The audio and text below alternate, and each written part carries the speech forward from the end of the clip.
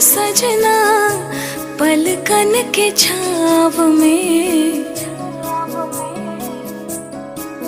हाँ तोहरा के राखब सजना पलकन के छाव में। जोड़ ले बानी तोहर नाव अपना नाव में। जोड़ ले बानी तोहर नाव अपना नाव में।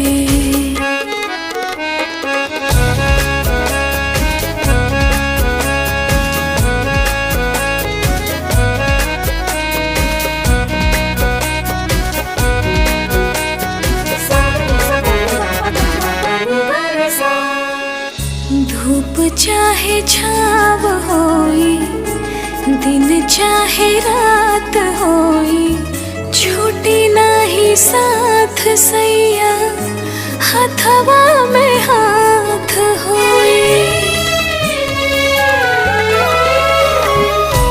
बरखा के बूनी जैसन नैया तुहार हो। तलफत जमीन ऊपर पारल फुहार हो। तनिका सा चाहे जगह पिया तोहरा पाव में। जोड़ ले बानी तोहर नाव अपना नाव में।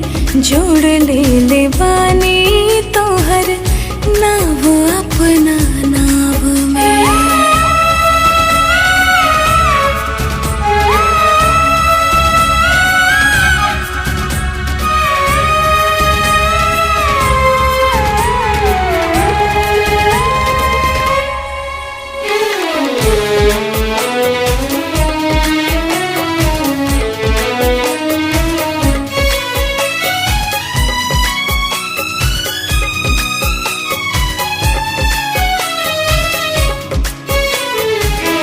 सातों वचन में तोहके सुरहो सिंगार में। बांध के राखब अपना प्राण के आधार में।